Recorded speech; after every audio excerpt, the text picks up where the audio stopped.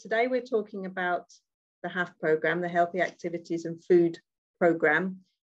The programme itself is being rolled out across the whole of the country, and we are aware of it being done in lots of different ways.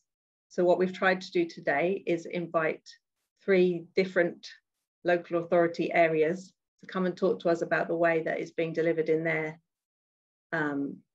locations, all of which are slightly different from each other. So that's really interesting.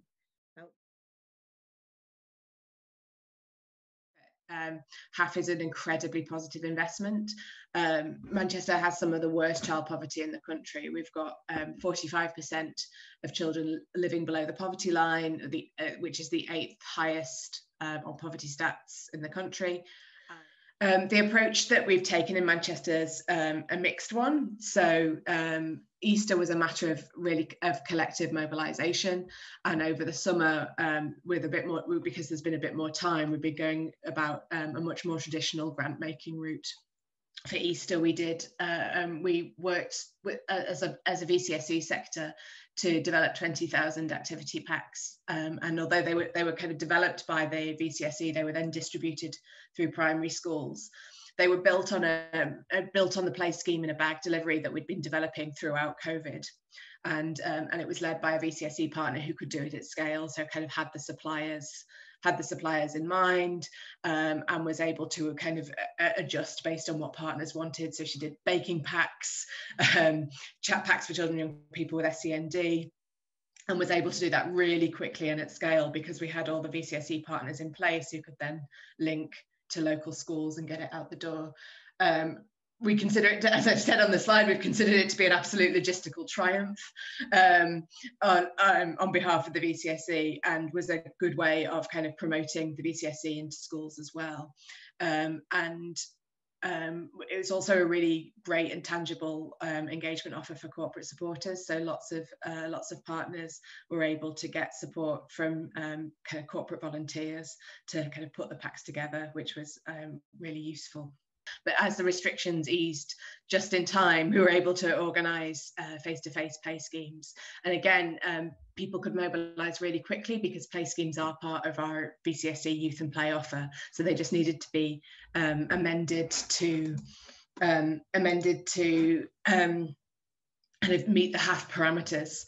And you can hopefully you can see from that data that there was really good reach. So we reached almost 4,000 participants, and nearly 10,000 visits. 75% of participants were in receipt of free school meals, and we were able to, although it was really clearly targeted at organisation at children and young people entitled to free school meals, we use universal funding to make that make it possible to reach, to kind of promote a universal offer, which was obviously really important to us. So I guess in terms of the lessons learned overall, at Easter, there was a mixed quality and delivery of food and nutritional education, and also that area-based connections could be further developed. So it was really difficult at pace to be able to get a really coherent place-based offer and the best use of facilities. But on a really positive note, being able to mobilise across sectors was really helpful, and being able to, because that means that you can reach, rather than having kind of a blanket offer, you can reach lots and lots of different children, and children were able to go to their very local grassroots community organisation. Really specifically from the VCSE, there was the focus on free school meals was really helpful in some ways, because having kind of that driver meant that they were kind of reaching out to schools and reaching out to new children and young people, and engaging new children and young people, having had a really sort of difficult year for engagement. So that's really useful. But equally, it's fair to say there's a great deal of discomfort from partners as well, because we have that core value the core value of a universal offer, and a kind of core belief that we would be able to reach that if you put the provision in the right places and in the right wards where there is the most deprivation, then you will reach the children on free school meals without having to target it explicitly like that.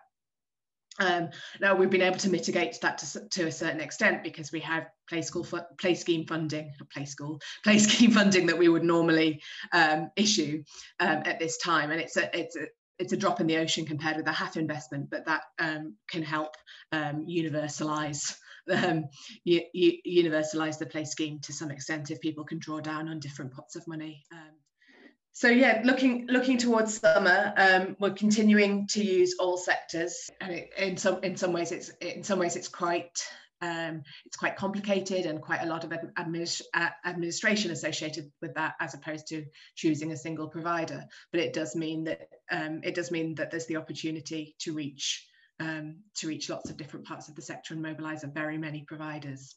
We're going to continue to use universal funding to strengthen the overall offer for children and families, and also just some further support around food and nutritional education, safeguarding, extra kind of quality support investments in there as well, to make sure that those really tiny organisations, particularly those supporting the most excluded communities, are able to draw down on this funding and able to then support families in turn.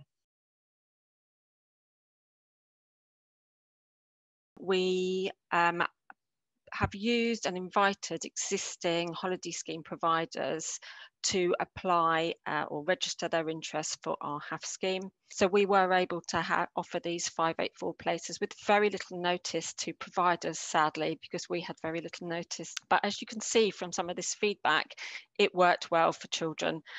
Children were making cakes and soup at home with parents.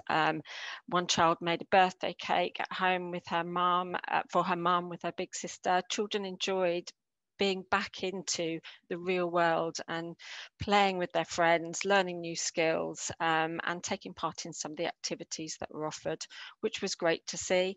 Over the summer, we are hoping to offer about 2,500 places in Cambridgeshire, so upping it quite significantly.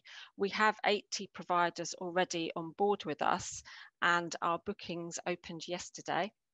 And the system we're using is for parents to email ourselves at local authority. We will then generate, on checking that their child is eligible, a unique number for that parent, and that parent will give that unique number direct to the holiday scheme provider. We were very, very keen to offer as much as we could in terms of support to providers who come on board with us. We've set up a provider webpage, which includes the fundamentals of the scheme that need to be in place. We've also set up provider networks as well, of which one has already run a few weeks ago. And over the summer, I will be completing quality improvement visits to all providers, I hope. And also we have planned in July some bespoke designated person or designated safeguarding lead training. So we have offered free access to professional development training around play work from Ben Kingston Hughes, who you may be familiar with. And there's several modules we are offering for up to 50 staff per provision around their professional development in play work, and we will follow that up after the summer, and I will touch on that during my quality improvement visits as well. With the very, very quick run up to things, we did manage to put on the Healthy Schools website some resources for providers so they could plan in activities. We are also providing free basic food hygiene training to providers up to 3 places per setting. And finally, in terms of our offer, what we're also able to do is guide any providers who are not currently registered with Ofsted with their registration process. So we will have some registration exempt providers in Cambridgeshire who are on board with us, but we are encouraging them to register at the very least on the Ofsted voluntary part of the childcare register. There's lots that we learned from the Easter period. We are now going to pay providers 100% of their payment in advance for the booked places they tell us they have. In terms of marketing, we are really, really keen to get the word out there, as is everybody in the UK in terms of this scheme. We are looking at options to directly market eligible families, possibly through the free school meals data that we have. We are also able and have contacted about 3 or 4 days ago parish councils in Cambridgeshire as well with a flyer for the programme, and asking them to make sure that they can push this out through all of their outlets locally. So we have built some capacity for 11 to 16-year-olds in Cambridgeshire, and we have had an open session with youth providers a few weeks ago, and we've encouraged them to register their interest for the provision. So some of the feedback we've got from providers is included in this slide. So the experience was overwhelmingly one of gratitude and children not wanting to go home. And I always think unless they're not wanting to go home for a concerning reason regarding safeguarding, it's brilliant that our children say, I want to stay longer. The HAF programme has literally opened doors to activities and social opportunities that some children have never had the opportunity to experience, again, which is entirely one of the fundamental aims of the HAF programme. So we're very, very pleased with that feedback.